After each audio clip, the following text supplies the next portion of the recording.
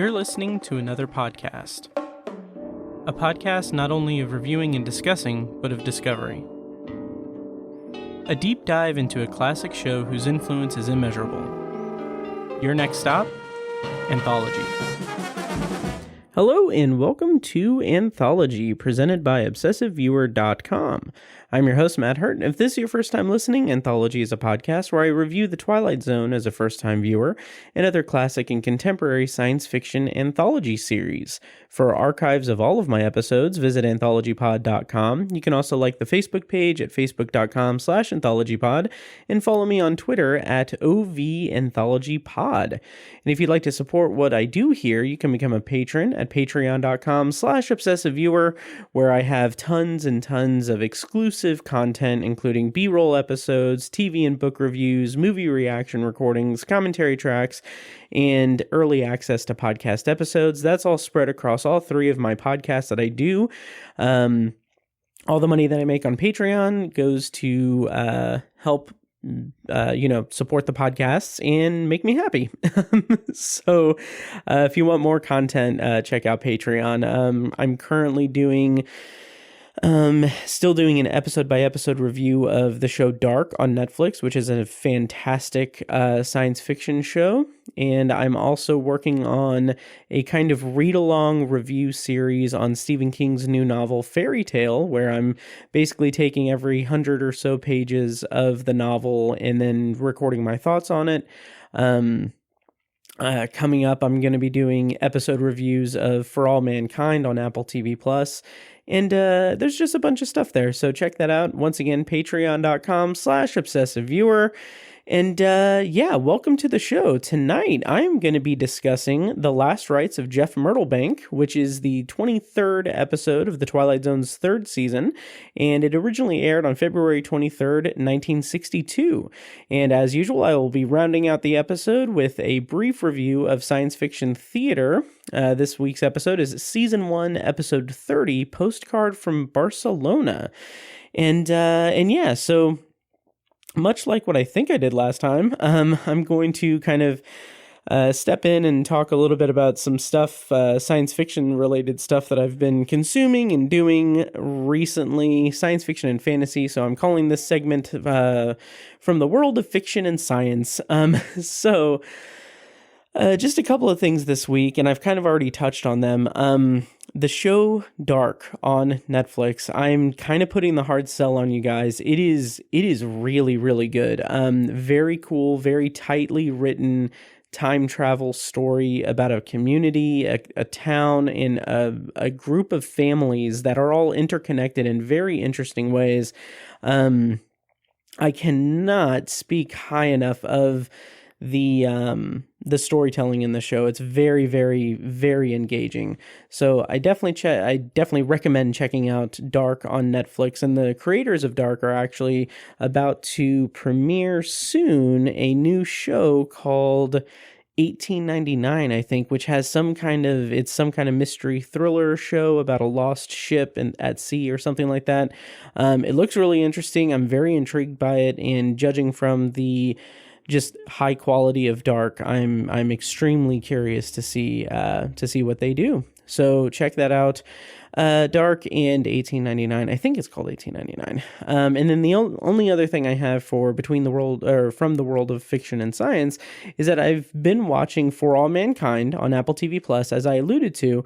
I'm going to be doing episode reviews on Patreon beginning on October 24th, and that's going to run, if all goes as planned, I'm going to have an episode reviewing each episode of For All Mankind on Patreon for the $2 and above patrons. That's $2 per month. It's a subscription fee. You get access to all the stuff on that and the $1 feed as well. You can either use that you can either use the private RSS feed that it gives you, that gives you all the stuff on your favorite podcast app or anything, or you can just use the Patreon app, which is very intuitive and gets you access to everything right in the app. But anyway, those episodes are going to be posted on Monday, Wednesday, and Friday mornings beginning October 24th. And I'm hoping I have given myself enough of a buffer to kind of have that all planned out. But anyway, I do want to say that if you haven't watched For All Mankind on Apple TV Plus, it is well worth your time. It is this very interesting alternate history series that is so fascinating to me. And I can't remember if I mentioned it in the previous episode or not, but basically it's what if the Soviets got to the moon first before we did? What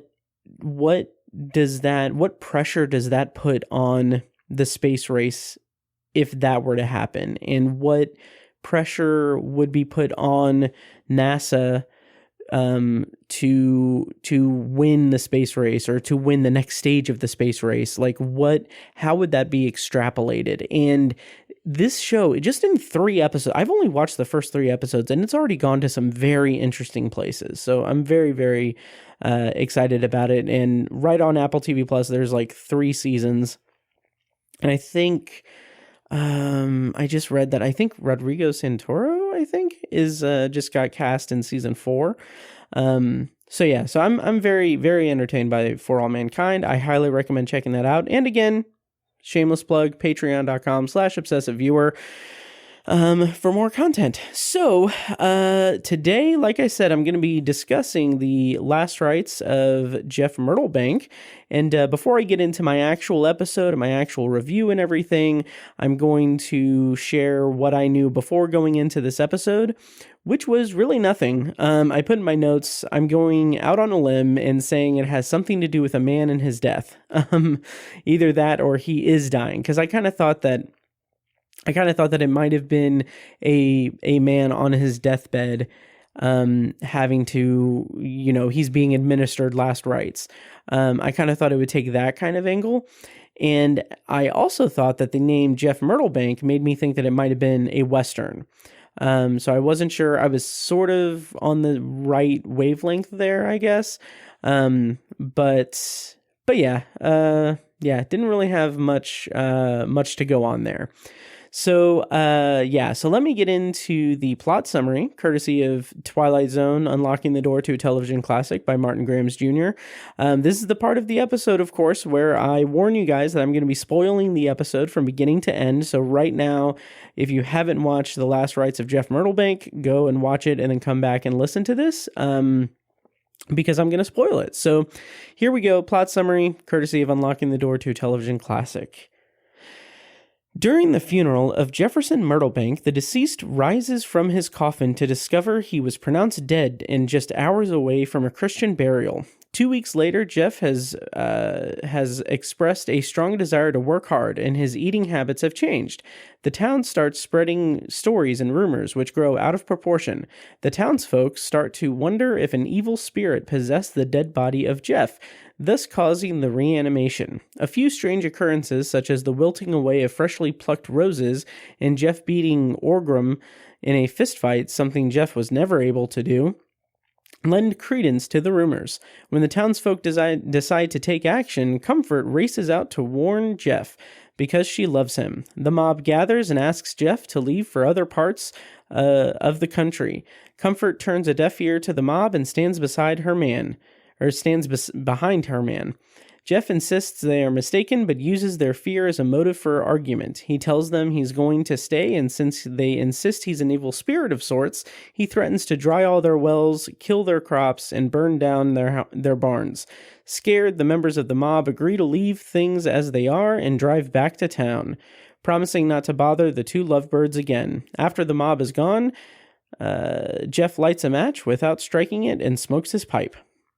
So starring in this episode as Jeff Myrtlebank is James Best, who we previously saw in this season's episode, The Grave. He played Johnny Robb. I believe, he had to have been the guy that I commented that I kind of loved the way that he talked, and when he said, like, I got someone killed. But anyway, this is his second of 3 Twilight Zone episodes. Previous was The Grave. Next we'll see from him is in Jess Bell, which I believe is a season 4 episode. I'm not entirely sure. Co-starring as Comfort Gatewood is Sherry Jackson. This was her only episode of The Twilight Zone, and the only real notable credits I could find in her filmography were some TV appearances, like the original Batman series in 1966, some episodes of Lost in Space and Star Trek, but she doesn't really have much on her filmography. Playing Orgrim Gatewood is Lance Fuller. This was also his only episode of The Twilight Zone, and throughout his career, he had a lot of guest roles on TV shows, it seems, but not really much else aside from that. And writer and director for this episode is Montgomery Pittman. This was his third of 3 Twilight Zone writing credits. Previously, he wrote The Grave and the season 3 premiere, the season 3 premiere 2. And of directing, this is his 5th of 5 Twilight Zone episodes that he directed. Previously, he directed Dead Man's Shoes. And it's also worth noting, somewhat sadly, that he ended up passing away later that year in 1962, on June 26, 1962. So I presume that's why he didn't do any more, obviously, because he passed away. But yeah, so that's interesting. So he did 5 directing, 3 writing on The Twilight Zone. And that is the talent rundown for the last rites of Jeff Myrtlebank. And so let me get into my review of the episode. As is customary, of course, this was my first time watching this episode, which is going to be different from next week because I've seen To Serve Man, which is next week's episode. But anyway, we open on an old-style church. So we immediately know that it's a period piece, and we also, at least I did, recognized the structure because it appears to be the very same cabin from The Hunt, and just kind of doctored up to look more like a church, which I thought was interesting. And our introduction to this world, to this episode, to this story are 2 kids that are walking around, kind of sneaking around the side of the church and sneaking a look at the, inside. And we don't know at that point that there's a funeral going on, but we find out soon enough because one of the kids says that, oh, I thought he was going to be dead, in there. It's like, yeah, he is dead. He's in the coffin. So that's an interesting kind of just way to bring us in. So we cut to inside the church, and there's a priest that's giving a eulogy or giving a sermon, giving whatever you want to call it. He's presiding over the funeral. And he talks about how Jeff was a good kid and didn't really get into much trouble. He says that he was a good boy who didn't always show up to Sunday school, but he didn't mess around with bootleggers on the weekends or anything. So he was a good guy. And like the phrasing of this scene, the dialogue really made me think that Jeff was a child.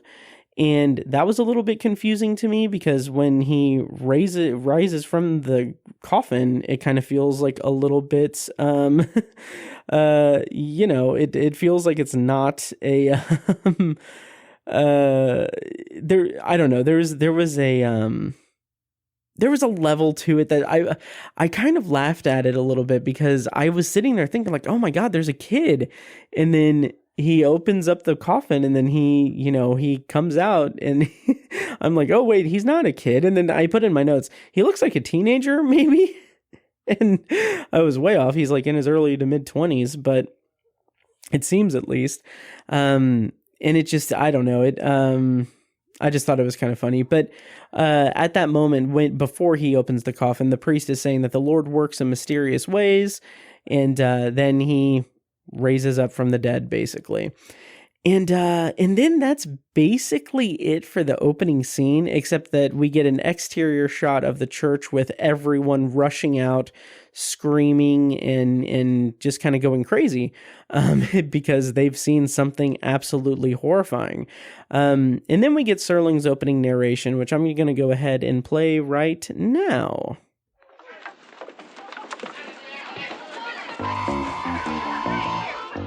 Time, the mid-20s. Place, the Midwest. The southernmost section of the Midwest. We were just witnessing a funeral. A funeral that didn't come off exactly as planned, due to a slight fallout from the Twilight Zone. Okay, so what I'll say at this point is that at this point of the episode, I felt that this was an interesting way to begin the episode. That's what I'll say. And it kind of pains me to say, for me, it's a little bit downhill from here, like for the most part. I didn't really care for this episode, which I'll get into. I did think it was funny that Serling said that the place was the Midwest, and kind of clarifies that with the southernmost section of the Midwest. And I kind of chuckled at that because I live in Indianapolis, and a lot of times people refer to Indiana as the southernmost northern state. And that is sadly true in a lot of cases.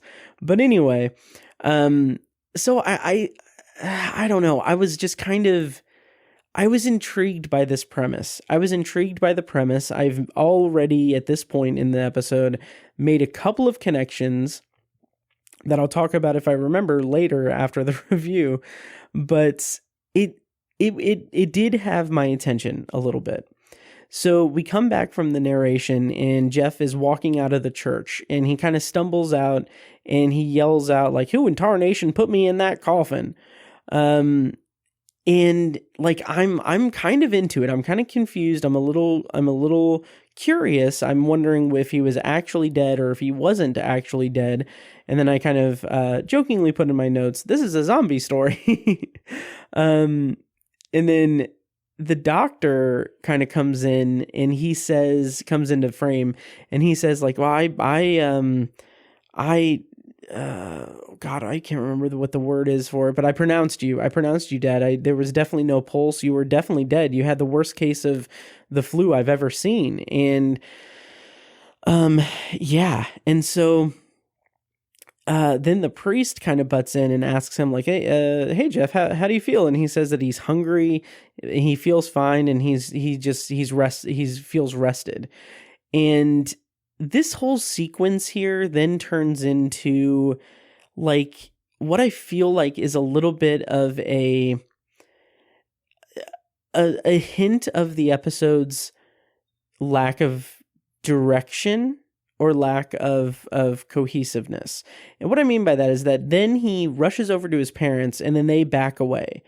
And Jeff has this sunny disposition. He's saying, like, "Oh, I really hope that you got a good supper on the calendar, because I'm really famished," and all that. And then when he goes up to them, they back away because they're looking on in horror at their zombie son that they were just mourning the death of.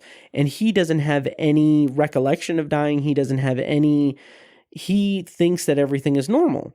And then from there, the episode just double and triples down on it. And like, he goes to comfort his girlfriend, and she just says nothing. She's in shock. She doesn't say anything. And then it's very clear that he is suddenly like a pariah in town. And that, for a brief moment, felt like it was going to lead to an interesting, if not already well-tread, storyline for the episode. Like, what happens when this guy passes away and comes back to life and is then thereby kind of outcast from the community that he's in, which is sort of what the episode kind of does, but also does it very half-heartedly, which I'll get into as I progress through the review. But it also just feels like I said, in this moment, it feels like that's where the episode's leading. And then almost immediately after that, like, his sister, I think her name is Liz, comes up and just embraces him. And then his family kind of comes up to him and is kind of coming around to the fact. It's like almost instantaneous that, like, "Oh, okay, well, now we're not shocked or anything. We believe that you're really him. You're alive. Okay, cool." And then Comfort even comes up and is talking to him and comes basically around to the idea of him being alive. And I don't know. I just felt like that was just very clunky, because it felt like the episode was introducing one concept and then discarding it, and then eventually goes back to it to an extent, and it just didn't feel like an organic level of storytelling for me. And I, at this point, also had some questions that kind of remain unanswered, basically, but I was really curious what it all means and why he came back to life. And I thought at this point that maybe he was going to, maybe his journey in the Twilight Zone was going to be one of those oh, I have unfinished business on Earth and I need to correct things before I can go to heaven and everything. I really thought that could be where it was leading, but no, it's not. And in fact, this is kind of where my real issues with the episode sort of begin to take shape. And I'll start off with this. I really don't mind the country setting all that much by itself. I usually don't really take to the kind of good old boy country kind of, community kind of thing. I don't know, something about it just grates on my nerves a little bit, if I'm being completely honest. But here, I don't mind it all that much by itself. But what I do mind is that the community is so quick to just accept that Jeff is back to life in that moment. And instead, the episode kind of switches around to being about gossip and then that leading toward what appears to be a rapidly approaching lynch mob forming. But my issue with that is that the episode pretty much just excuses that. It writes it off as it sort of seems to write it off as good old boys being good old boys.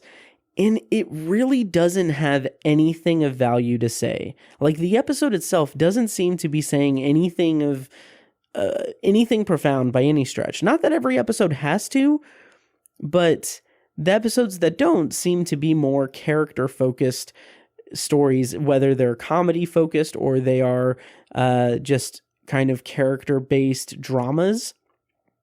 I feel like this episode is none of those things. I don't get a sense that Jeff Myrtlebank is an interesting character, interesting person.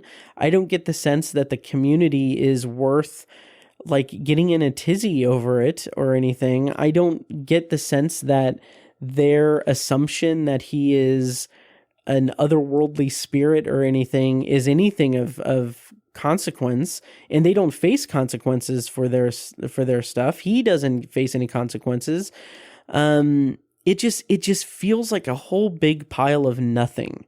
And even with the episode kind of transitioning over to being semi about gossip and how word spreads around and how people's perspectives on things can be influenced by the words that they hear that aren't verified or anything, that aspect is interesting and it's prevalent in the episode. But overall, it's incredibly empty as well. Liz tells the boys in the episode, which I'll get to in a bit in my review, that Jeff is acting strange. And then so word gets around that the family is petrified because of that. And it all feels like that kind of thing is going to lead to something big. That and the people talking in the general store, the people talking when the doctor is examining Orgrim, all of that feels like it's going to lead to something big. But there's really no point to the gossip angle. And there's not even really a point to the townspeople assuming a new supernatural presence. All it does is it makes them fear Jeff Myrtlebank. And it's a product of their own naivete and their own, frankly, stupidity. They have nothing to back it except that they all witnessed this miraculous event. And it's just so weird because they see this, they knew that this happened, and then somehow their assumption that it's an evil spirit possessed his body and he's not really Jeff, that feels really underwhelming in a way that doesn't feel like it should be underwhelming. That should be a huge part of the episode, but it's not. And I think part of that is that it just seems like something that they just grabbed completely out of the air.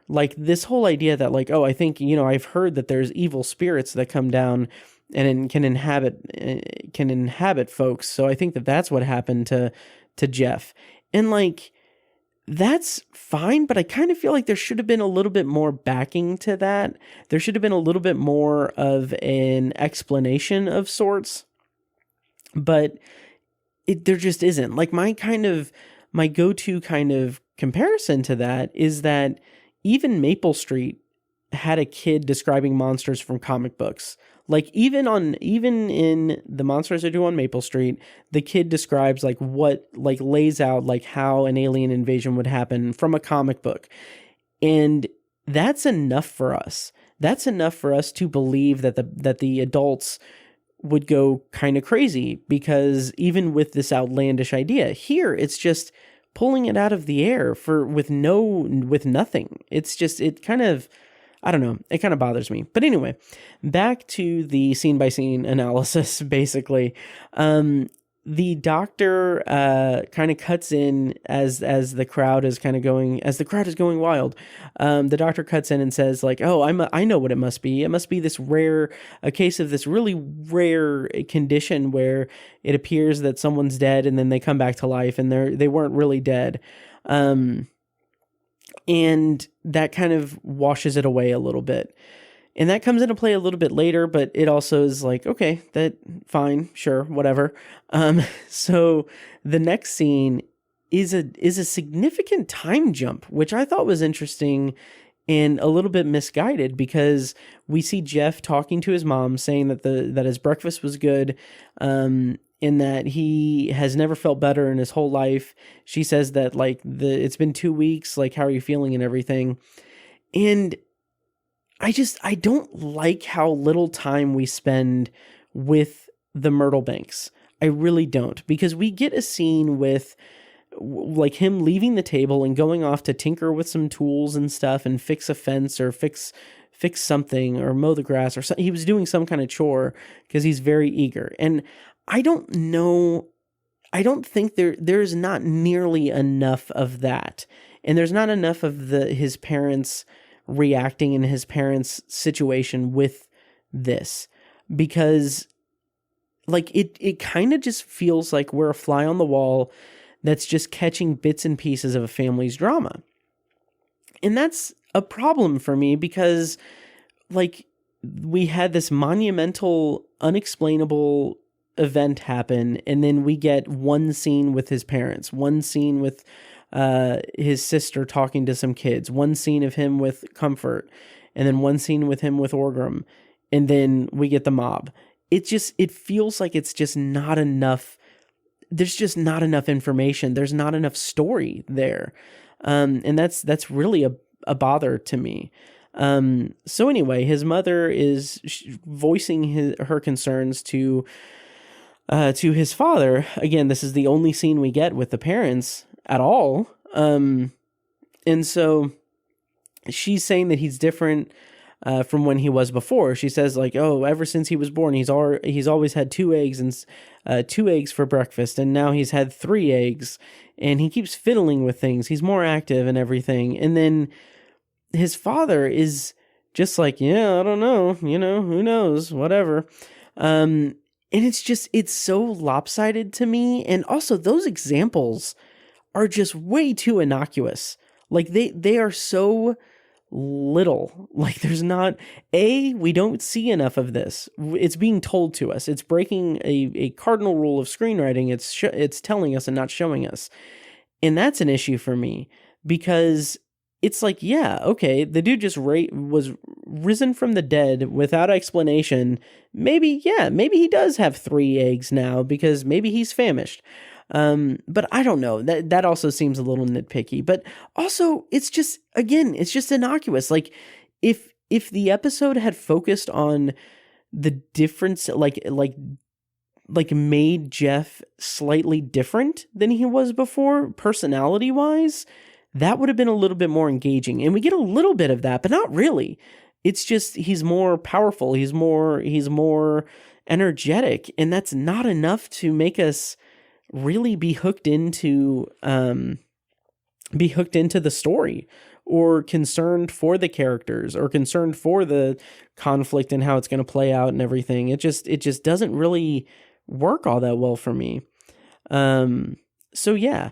So, okay, yeah. So then, his father tells Liz to run and check the mail because he's looking forward to a new catalog, and Jeff's mother's like, oh yeah, I hope it comes today because you've damn near, worn that one down, which, fine, it's funny. Like, okay. So we see Jeff's sister goes to the mailboxes, and at this point there is a mailbox that says M. Pittman, as a reference to Montgomery Pittman. And so she asks, like, these two kids, I think they may have been the same kids from the first scene. They're playing with a slingshot, and she's like, hey, can I shoot? Can I try? And one of them, like, takes off his hat and takes a frog out and says, yeah, here's your ammunition. And, like, it's an interesting slice of life moment for these characters, and it's kind of cutesy, but also it doesn't matter. Like, no, like that has no bearing on the plot. It's not outwardly funny, so it's not like a comedic bit or anything, but it doesn't have any bearing on the plot whatsoever. And then the kids ask her, like, hey, how's Jeff doing? And then she's like, hey, yeah, he's acting strange. And then they run off. But, yeah, I don't know. Like, here's the thing. So going back to the frog thing, again, let me hammer this down. There is no point to that scene. It is maybe supposed to be comic relief, I guess, but like, and that's fine. Like, if I don't get the humor of it, that's fine. I'm not going to really fault the episode or the writing for that purpose.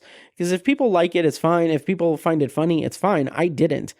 But my problem is that this scene is taking up so much real estate in the runtime that it becomes a real problem, because the episode as a whole is so undercooked and so mismanaged with how the story is being told that we don't get enough of, the drama of it. We don't get enough of the weirdness. We don't get enough of the interesting aspects of it. And it just kind of dull,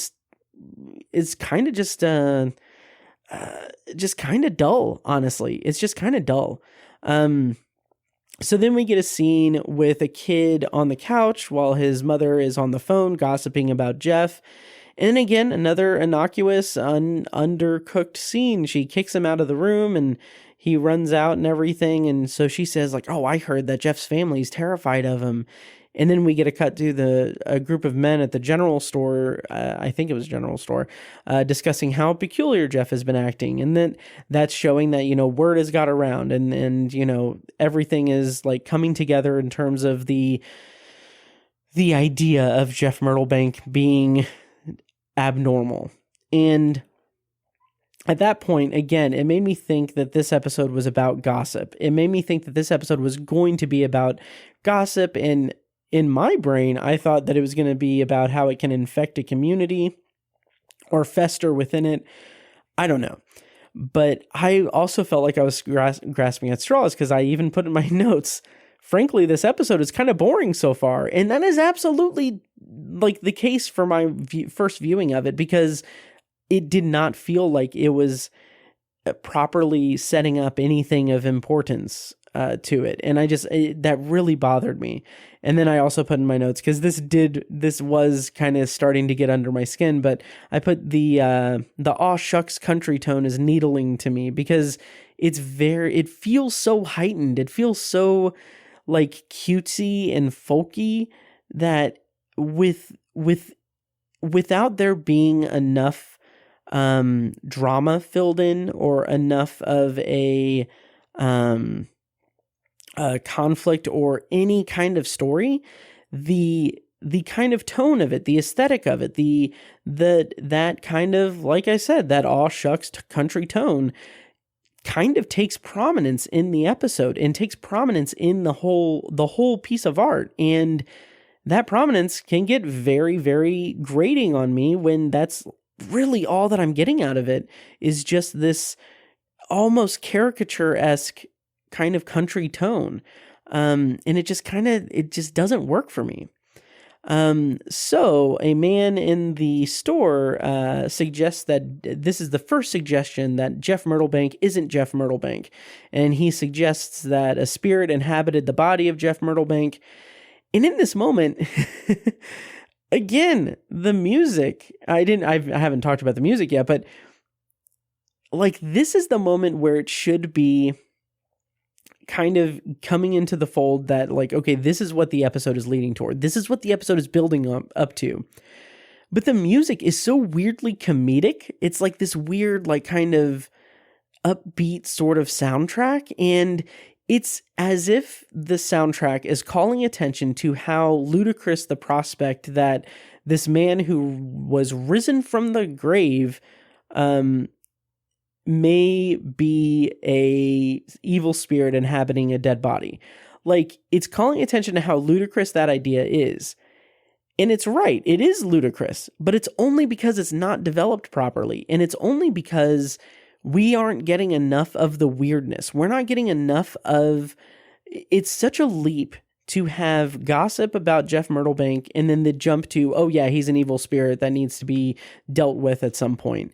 And the music felt like it was maybe also meant to mislead us into thinking that, oh, maybe he is normal and everything, and this is just, people running with their imaginations. But again, all told, they don't do anything with it. It gets cast aside. It gets excused at the end of the episode, and that is kind of a bummer to me. It just doesn't work. So anyway, we get an act break, and then when we come back, we see Jeff arriving at Comfort's house.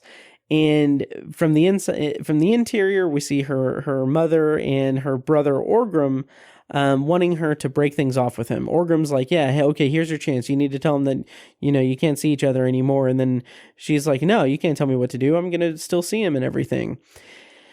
And it's because they don't think he's normal.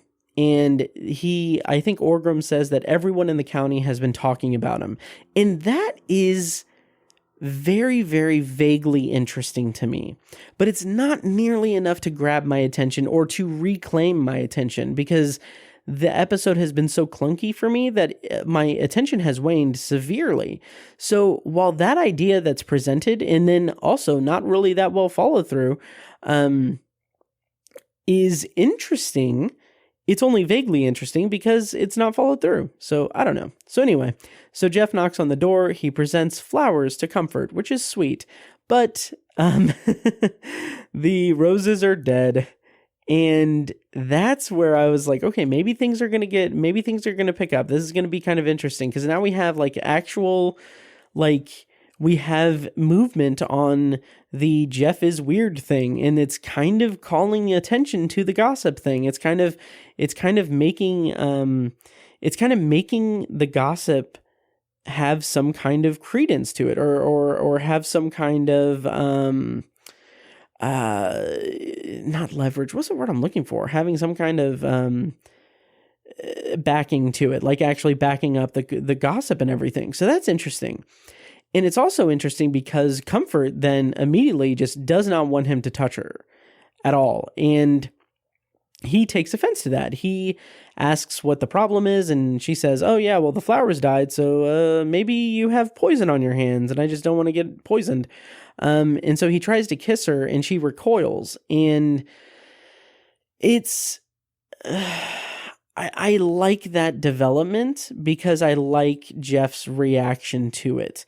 I think it's an interesting avenue for the story to take, and it's interesting that the one part of the entire community that is supposed to be by his side, his girlfriend, and the person who's supposed to be someone that he can really trust is fearful of him. Like the kind of low grade, not necessarily betrayal, but the hurt that he would experience from that is authentic and works. But it's just not tied in enough with the rest of the episode. It comes into play later in the episode at the end, but we don't really have anything that forces her to, like, there's nothing that compels her to choose to be with him other than his presence. And that just doesn't work for me. It's just, I don't know. It doesn't work for me. So Jeff gets angry and he leaves. And I've thought it was interesting, the way that his sunny and friendly disposition just suddenly faded into anger and hurt. I thought that was kind of interesting, because he had said that he was tired of people looking at him as if he were a vampire or something. I just kind of like that. I kind of liked that as an idea that, again, is not explored all that much in the episode at all, but I kind of liked the idea of like gossip turning a character from a very pleasant, happy-go-lucky person to a very depressed and sad and upset and angry person. Like, if it had developed it that way, that would have been interesting, but it doesn't. And then we get the moment where I'm like, I actually put in my notes, I'm going to read verbatim what I put. Just, what is this episode? It's so goofy and weird. And the thing that made me say that was that inside the house, we have Orgrim, Comfort's brother, asking what Jeff did to Comfort, and she says nothing. So he's like, well, I'm gonna go out and show him a piece of my mind. And it's just like, he pulls up his sleeves and he says he's gonna put a stop to him, and then he strides to the door. And it's just so weird and out of place to me. Like, the facial expressions that Orgrim makes look so silly and unnatural. It's this like very like animated, like Clueless, like, oh shucks, country bumpkin caricature of a facial expression. And that, coupled with the lighthearted music, it just makes it seem like this episode is supposed to be a comedic episode, and that none of the comedy is landing with me at all. And it's just so weird to see a character just step into like this weird physical contortion of his face to look intimidating, but it's clearly like a comedic intimidating, but it doesn't fit the tone of the episode at all. It just, and also that level of caricature doesn't really appear or come across really in that same way anywhere else in the episode. And I don't know, it just feels so off and just doesn't work for me. And it just compounds the fact that the episode as a whole just feels dull and boring to me, just very dull and boring. And it just, it didn't make sense to me. So anyway, Orgrim goes outside and he sees Jeff getting the car started, and he confronts him. And Jeff very politely but angrily says that he's angry, and I'm not angry with you per se, but if you want me to act out my anger on you, I don't want to, but you're here and I might. So it's clear they're gonna fight, and Orgrim says that he's beaten Jeff up before. He can beat him up he's beaten him up so many times before. And then Jeff, I thought this was a really cool line. He's like, but you haven't whooped me lately. And that just, like, the drop in Orgrim's face is really interesting. Because he, like, the implication of that is that, like, oh yeah, well, he's not really Jeff Myrtlebank. He is someone else that he doesn't understand, that Orgrim doesn't understand the level to which he is. He doesn't understand like what he's going up against. So a fight then ensues. That's kind of, I believe it's pretty much instigated by Jeff. And he starts, like, he beats the hell out of Orgrim to the point where Orgrim then is like moaning on the ground, and he's saying that he thinks his jaw is broken. And the scene ends with Comfort coming out of the house, Comfort and her mother coming out of the house, and Comfort saying, poor Jeff, he doesn't have anybody. And then Orgrim's like, poor Jeff, oh, I'm a cartoon. And I think that, I mean, okay, that's interesting enough. And I will concede my point that Comfort, like when I said earlier that Comfort doesn't really do anything or have anything that compels her to stay with Jeff, that line that she says that he doesn't have anybody does give that a little bit more gravitas, or give her a little bit more of a reason to be compelled to stick with Jeff in the end. So I'll concede that criticism. I still don't care for it. I still don't care about the characters or anything, but I'll concede that point for sure. I just really don't think I like this episode, you guys.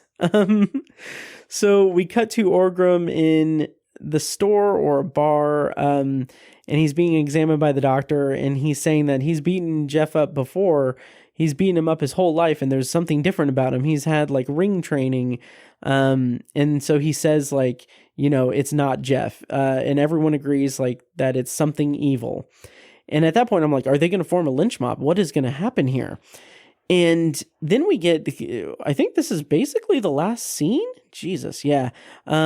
So we get Jeff at a gate, which, in my notes I had, is this also reused from The Hunt, but in trivia, which I will probably recount later, it's used from another episode. I'll save the trivia for trivia. So Comfort approaches on a horse and buggy and says that there's, she comes to warn him that there's a group coming to tell him to get out of town. And I don't know, this whole scene, I'm going to have to work through my feelings on this, because the whole scene kind of rubs me the wrong way, because it's sort of playing into a stereotype, or playing it safe. Because the mob that forms is convinced that Jeff is possessed by an evil spirit, and their solution is to just ask him to leave town. And the crux of the drama rests on whether or not he'll leave and whether or not Comfort will marry him. And it just feels so hollow and empty, and the stakes do not feel that important. It feels like it is a cheap way to do like a mob justice or mob mentality thing without going for the mob mentality thing. It kind of feels like it's being like, well, these good old boy country people would never do anything that would hurt someone that's different from them. So let's just have the guy explain to him that he may be a threat. So let's just have them leave. Like that, it just doesn't work for me. There's nothing there. It is nothing. And it bothers me so much. So Comfort admits that she loves Jeff, and Jeff loves her too and wants her to marry him. And with impeccable timing, the group arrives, and Jeff asks for an answer, but she doesn't answer him. And then these idiots get out of the car and they approach him. They tell him that they think that he's an evil spirit, and they then ask him to move. And this is the big moment, the big finishing moment of the episode. He says, well, that all depends on Comfort. And he says that he just asked her a question. She hasn't answered it yet. And so she goes up to him and she's like, well, I reckon I'm with you, or whatever. So she accepts. That's very romantic. And so Jeff goes on to say that he and Comfort are going to stay there and are not leaving town. And then he does the fear thing where he tells them that if they're like, here's what's going on. If you're wrong about me, you have nothing to worry about. But if you're right about me and you come after me in Comfort, you should be afraid about what I might be able to do if I cross them, if you cross us, because I could boil your wells, I can kill your livestock, I can burn your barns, all of this stuff. And so the group just instantaneously agrees that it would be awful wrong to hurt Comfort trying to get at someone else, which just feels, I'm not going to sugarcoat it, that feels so dumb. Like, that just feels so dumb, so goofy. It does not, it is a wink away at a conflict that has no resolution. Like it is a way for the script to resolve a conflict in the laziest and frankly dumbest way possible.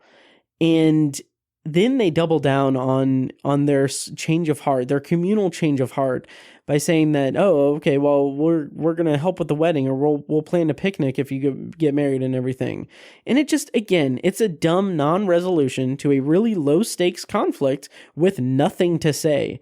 And it sucks. I can't think of anything else to say constructive about it other than it sucks. I don't like it.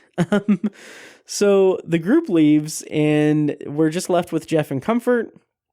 And she asks like, oh, hey, you really can't do those things. And he says, oh, no, I hate to lie to them, but, I needed to do that, to protect you and everything. And then he lights a match without striking it, and she calls him on it and says, "How did you do that?" And then we have the line where he says, "Comfort, honey, the first thing you gotta learn is not to imagine things." And so I'm like, okay, cool. He's gaslighting her. Okay, fine. And weird. And then we get Serling's closing narration, which I will play right now. Comfort, honey. First thing you've got to learn is not to imagine things.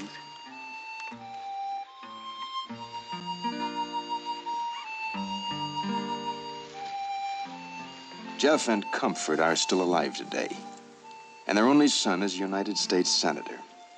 He's noted as an uncommonly shrewd politician, and some believe he must have gotten his education in the Twilight Zone. And there we have the last rites of Jeff Myrtlebank, and that closing narration kind of confused me a little bit.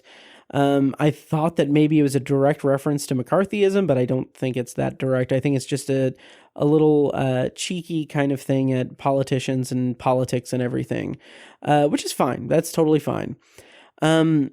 So my overall thoughts, my first pass of the episode is that my first time watching it, I really didn't like it, and I still kind of don't. Like, I feel like the tone is not consistent at all, and the Twilight Zone element of the episode doesn't really factor into the story until the very end. But even then, it feels like the mob that forms doesn't really do anything. And again, it plays up that good old boy community, country nature, because again, of course, country folk would never be capable of doing something horrible. And it, like, the whole fact that the mob forms to cast him out of town ultimately doesn't matter because the mob is dismissed kind of willy-nilly, and it just is not bearing on it or anything. And the more I sat with it, and I'm going to preface this by saying that I feel like I am stretching this to a very, very big stretch. But sitting with the episode, I started to wonder if the uncommonly shrewd politician that's hinted at in the or is referenced in the closing narration, I was wondering if that's a hint at the main theme of the story. And again, this is me doing a lot of heavy lifting to find a way to kind of be somewhat interested in the episode. And what I mean by that, the hint at the main theme of the story, is that maybe Jeff represents a charismatic personality who is seen as having some kind of threatening issue under the surface. And kind of to back that, like, he even results to extreme violence to an extent when he's provoked. But when the group forms to oust him from the community, he's able to get back on their winning side solely on his charisma, which isn't necessarily true because it's based on fear, and he's bullying them into accepting him. And when Comfort asks him how he lit the match, he dismisses it and claims that she didn't see what she thinks she saw, and she just kind of, just goes along with it. And then the closing narration delivers like the 1-2 punch of like, oh yeah, their son is seen as an uncommonly shrewd politician, because politicians are talking from two sides of, like, what's the expression? They're talking out of both sides of their mouth or something like that. And it's just, it's kind of cheeky if that's what they were going for. And I don't know. I don't know. I feel like that's a stretch.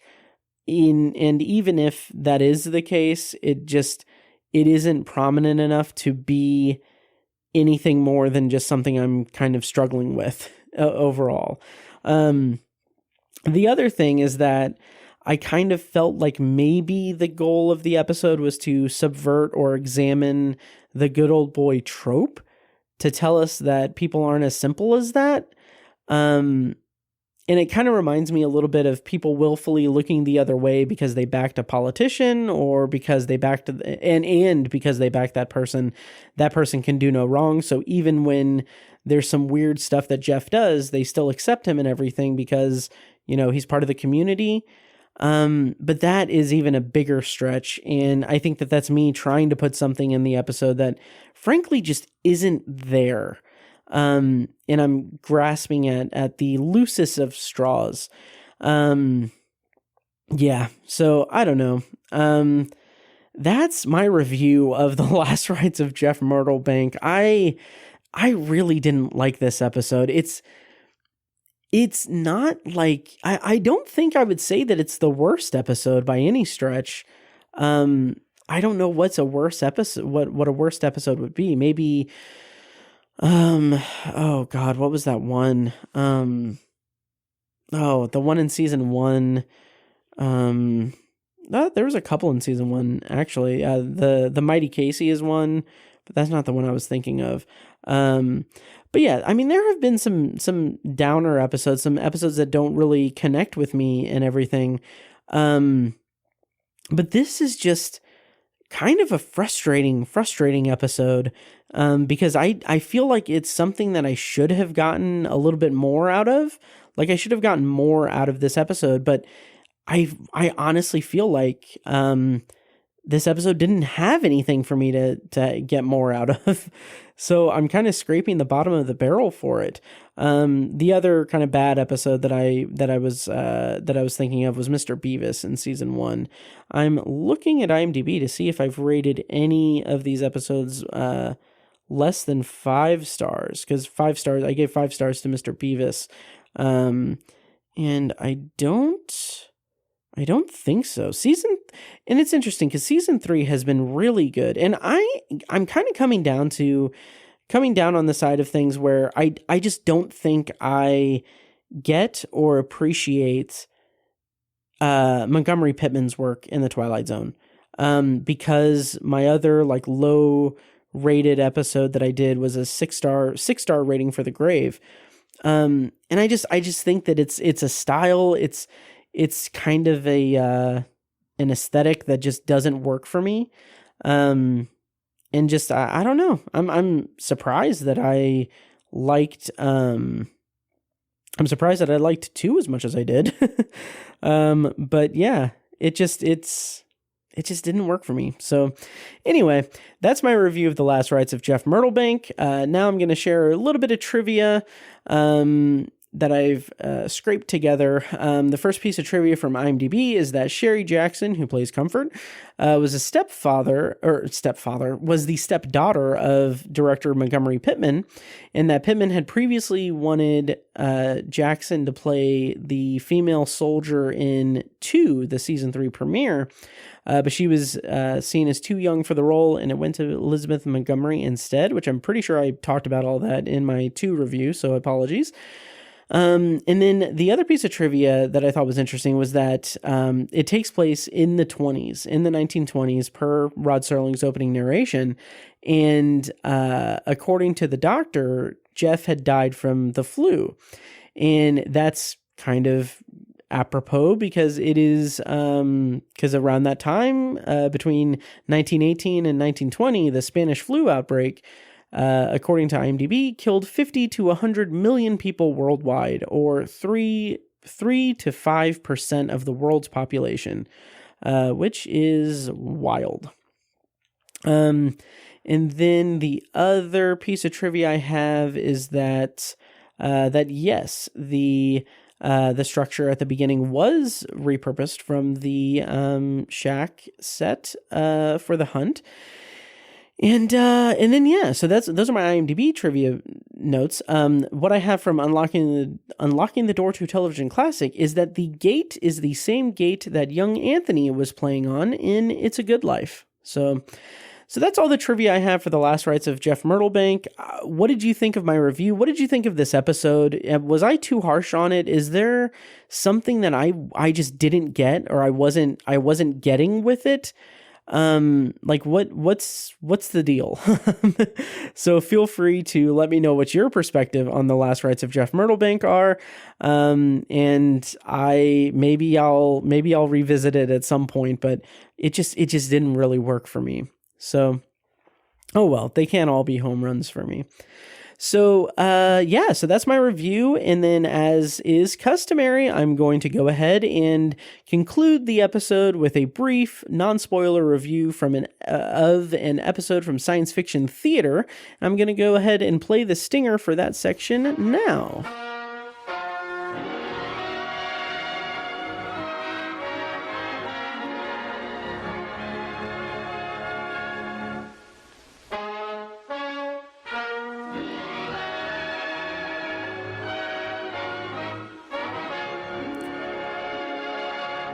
And this week's episode of Science Fiction Theater is Postcard from Barcelona, which is Season 1, Episode 30 of the show, and it originally aired on November 19th, 1955, and the plot synopsis, courtesy of IMDb, is... After the death of Dr. Keller, researchers going through his notes discover many of his greatest discoveries came from a third party. As they continue to investigate, the truth becomes stranger and stranger. This episode was directed by Alvin Ganzer and written by Sloan Nibley from a story by Tom Grease, and it stars Keith Brazel, Walter Kingsford, Christine Larson, and Cyril Delavanti, which we just recently saw in a Piano in the House episode of The Twilight Zone last week. And so this episode begins with, as is usually the case, Truman Bradley giving a demonstration or giving us an introduction to the episode. And the pre-show is about space stations and how in the near future, scientists are, he says, like, scientists are hard at work at developing space stations that can orbit our planet and everything, which that right there just made me kind of sad because I just love the hopeful optimism of 1950s, romanticizing the future of space travel.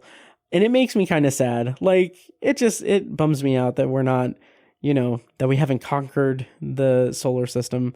The International Space Station is pretty cool, so that's cool. And so he then talks about how in the future with those space stations, one of the, like, what is going to prevent us from using them as weapons of war and everything. He asks if there are going to be vessels of war or vessels of progress. And I found that to be really interesting and apropos because that's kind of that's some of the concepts that I'm seeing in the first few episodes of For All Mankind. Again, watch that show. It's so interesting. I think that if you're listening to this and you're on the fence about watching For All Mankind, I really think that kind of science fiction, that kind of show is right up your alley. If you're listening to a show about science fiction, you will want to watch For All Mankind. It's really, really good so far. Anyway, Truman Bradley closes out this demonstration by asking if, like, what if there are already artificial satellites up there? What if there's already space stations from other galaxies that are observing us? And I love that as a piece of just I don't know. I love that as a piece of speculative fiction, and I love that concept. And it also kind of feels like that kind of spoils the episode to a very big extent, because the plot does delve into that kind of concept. But as we get into the actual episode, it's pretty engaging. It's pretty solid. I actually got quite a bit of enjoyment out of it. The episode opens with the discovery that this renowned scientist has passed away unexpectedly. Not unexpectedly. He was very old, and it's said that he died in his sleep of a heart attack, which just immediately signals to us that there was no foul play, and that's not going to be the source of a mystery or anything in the show. And it's not, and that's very refreshing. So basically a character is told that Dr. Burton is kind of a doctor at the Crenshaw Foundation who publishes a lot of Dr. Keller's work. And he is kind of conscripted to go to Keller's lab to catalog everything. And the idea is that he has stuff that he's been working on, and we cannot lose that knowledge. His legacy must survive his death. Which I find really, really good and enchanting and everything. So and kind of sweet, I guess. And so we get most of the episode, if not all of it, takes place in Keller's lab as he is as Burton is kind of going through the stuff. And I want to just shout out that this is a very good set. They had some kind of location for the exterior of it. that looks just very decadent, very, very beautiful. And then the interior of the laboratory it's pretty much the repurposed soundstage that they use in every episode, but it looks different. It looks unique enough. There's a lot of props. There's a lot of set design. So it just looks different and good. So as Burton is going through the stuff, Dr. Keller's daughter arrives, who no one knew that he had one. And that's not a source of mystery. It's just, hey, I'm his daughter and you can't be here because I'm the executor of his estate. This is my property. And so there's this interesting dichotomy between Dr. Burton and Nina is her name, Dr. Keller's daughter, Nina, because she's angry. She is absolutely angry, but he is completely respectful of Keller's legacy. And he just says your father was one of the greatest minds of our time, and his notes need to be preserved and everything. And she's like, no, you're in my house. You need to get out. And then, I say this, he's very respectful of Keller's legacy, but this is 1955, and I kind of had to laugh in a very, okay, woke liberal in 2022 way, because his response is to rush her out of the house and say, if you're going to act like a child, I'm going to treat you like one, and kind of shushes her out of the room, which just felt just very irritating. But she then comes back with a cop, and he is then ordered to get off of the property. And in that moment, she admits that she hates her father and will always hate him. And she explains that, he hid her away and ignored her and everything, and he just buried himself in his work and all that, and she didn't know him, which is very tragic and very sad. And also, it makes me think that Dr. Keller was kind of an ass, which it's explained why, and it makes sense and everything, and I won't give that away or anything, but it's just really interesting the way that the plot is developed. So, I also liked Dr. Burton having a response to that, saying, greatness often involves sacrifice. She's pouring her heart out to you that, her father never didn't give her the time of day. And his response is, greatness often involves sacrifice.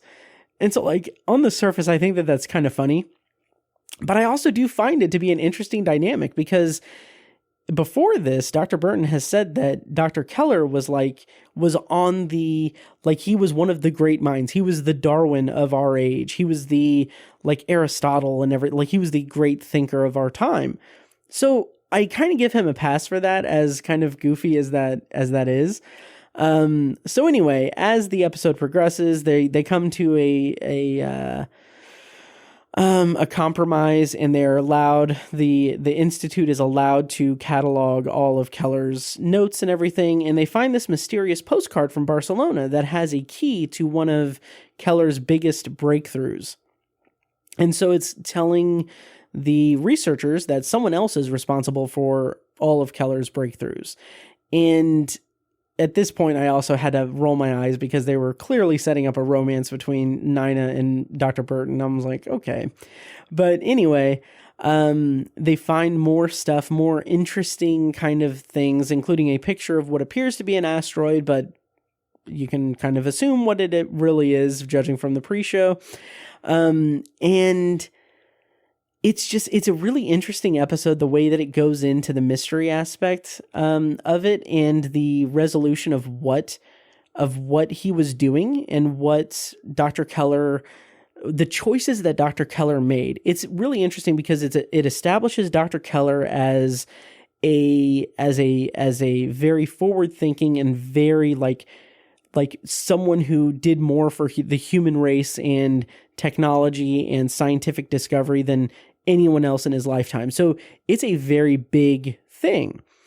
And what it does in the resolution of the mystery about who is responsible for what it does is it takes it to a level that still retains the respect and admiration of Dr. Keller, but and also gives us a very hopeful viewpoint of the world and the situation and everything. So it's this weird optimism, and it's really good. It's really good storytelling. I really liked it. So Also, I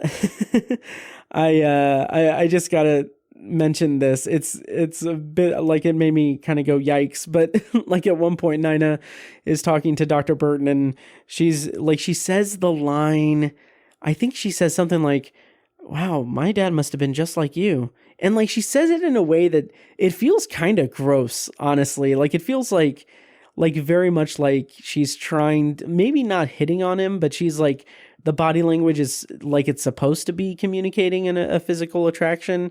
And she's talking about how much he is similar to her father. And it just felt very gross and weird. But yeah. So anyway, overall, very solid episode of Science Fiction Theater. I really enjoyed it. I like the areas that it went to and everything. And the surprises, it wasn't even really a surprise, but I liked the overall statement of it and the hopeful optimism that it presented for the future of science and the future of the human race as a whole. So I really liked it. It was good. Yeah, so that will do it for this episode of Anthology. Hope you guys enjoyed it. Let me know what you thought of these two episodes. And next week on the show, I'm going to be reviewing To Serve Man, which is a pivotal episode in the Twilight Zone canon, and also an episode that I have already seen. So I saw it when they did the 60th anniversary special screenings and everything. So we'll talk more about that next week. But so I'm going to be reviewing To Serve Man, and the Science Fiction Theater episode I'm going to be reviewing alongside it is Friend of a Raven, which is season 1, episode 31. Once again, while I wind down and start playing myself out, I just want to say once again, if you enjoy this show, at least leave a rating and review on iTunes. That would be great.